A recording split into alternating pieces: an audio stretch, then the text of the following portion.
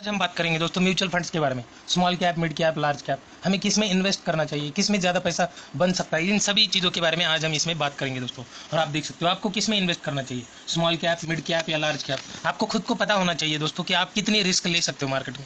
अगर आप long term investor हो, आप रिस्क ले सकते हो, तो आपको स्मॉल कैप के साथ जाना चाहिए। अगर आप रिस्क लेना चाहते हो मगर उतनी नहीं, थोड़ा कम रिस्क लेके अच्छे रिटर्न बनाना चाहते हो, तो आपको मिड कैप के साथ जाना चाहिए। और मुझे ज़्यादा रिस्क लेनी नहीं है, सेफली रिटर्न चाहिए, तो उतने ज़्यादा रिटर्न नहीं बनेंगे मगर रिटर्न तो बनेंगे अच्छे से, आपको एक स्टडी ग्रोथ मिलेगी। आपको लार्ज कैप में एकदम सेफली आपका पैसा ग्रो होते रहेगा दोस्तों, तो आपको लार्ज कैप के साथ जाना चाहिए। तो फिर से वही क्वेश्चन आता है, स्मॉल कैप, मिड कैप या लार्ज कैप, किस फंड को चुनना चाहिए और कितना इन्वेस्टमेंट करना चाहिए वो भी आपको पता होना चाहिए। कितनी इन्वेस्टमेंट करने के बाद, कितने रिटर्न मिलने के बाद कितना पैसा बन सकता है, आप क्या कर रहे हो, आगे चल के आपको क्या करना है, बेटे की पढ़ाई, बेटी की शादी, आपका रिटायरमेंट प्लान, आप किसके लिए इन्वेस्ट कर रहे हो, आपको वो भी सोच के आगे लॉन्ग टर्म इन्वेस्ट करना है, तभी आप अच्छी वेल्थ क्रिएट कर सकते हैं यहाँ पे।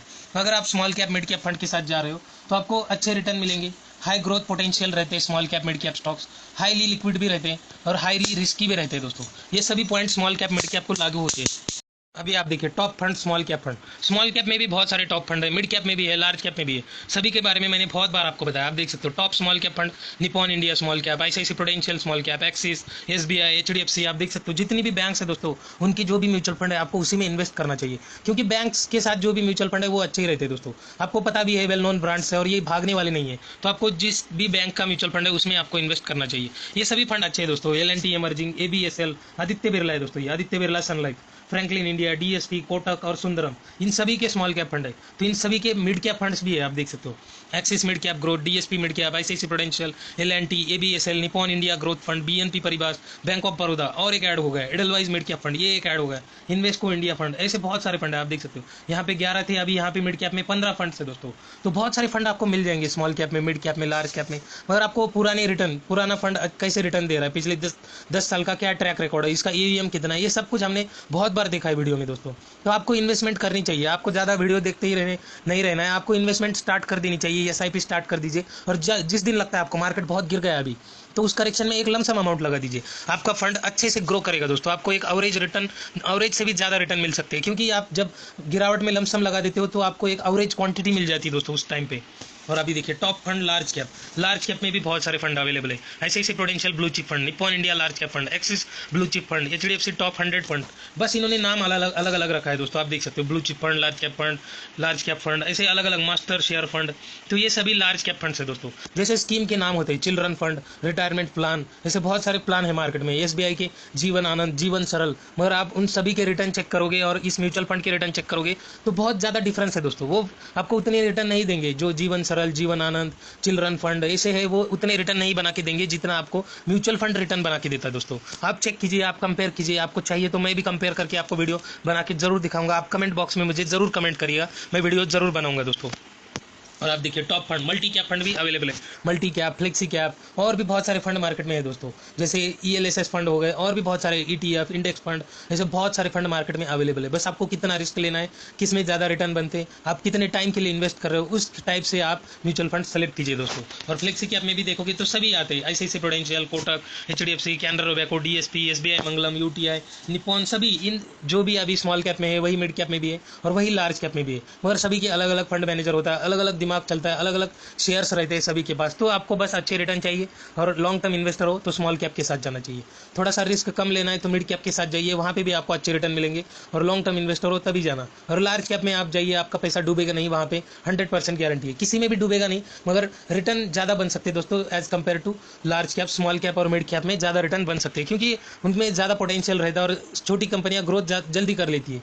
बड़ी कंपनियों की उतना बिजनेस मेंटेन करके ग्रोथ करना थोड़ा सा मुश्किल जाता है।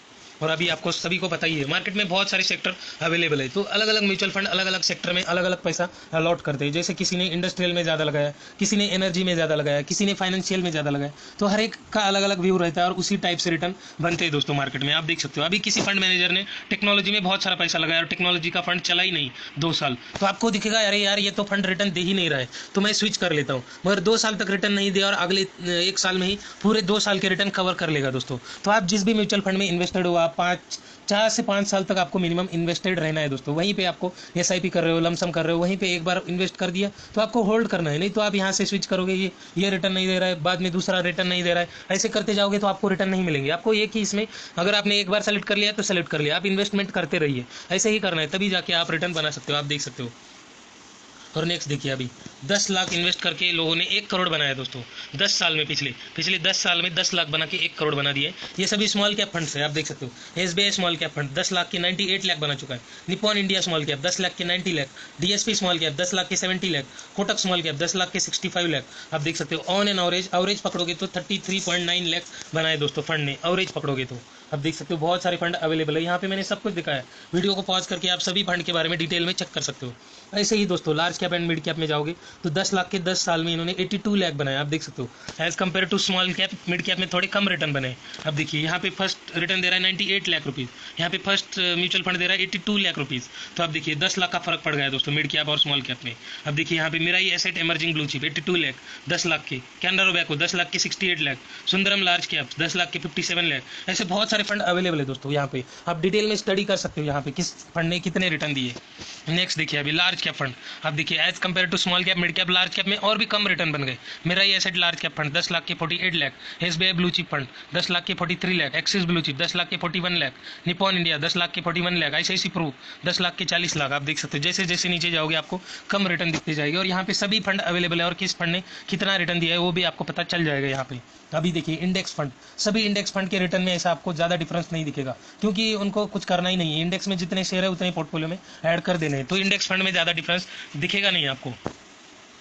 नेक्स्ट देखिए flexi cap, means flexi cap, multi cap, कुछ भी बोल सकते हो आप यहाँ पे। और देखिए यहाँ पे भी कौन फ्लेक्सी कैप 10 लाख के 53 lakh. ABSL Aditya Birla Sun Life 46 lakh. Kotak flexi cap 46 lakh.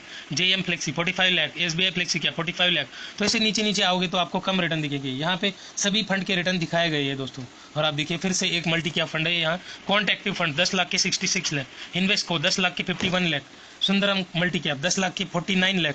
तो ऐसे फंड रिटर्न देते हैं दोस्तों। तो आपको रिमेन इन्वेस्टेड रहना है, लॉन्ग टर्म इन्वेस्टमेंट करनी है। स्मॉल कैप पकड़ो, लार्ज कैप पकड़ो, मिड कैप पकड़ो, जो भी इन्वेस्ट करना है आपको, एक बार स्टार्ट कर दिया तो आप उसमें इन्वेस्टेड रहिए और लॉन्ग टर्म इन्वेस्ट कीजिए, तब जाके आप वेल्थ क्रिएट कर सकते हो दोस्तों। वीडियो अच्छी लगी तो वीडियो को लाइक एंड शेयर जरूर करना, चैनल को सब्सक्राइब करना मत भूलना दोस्तों।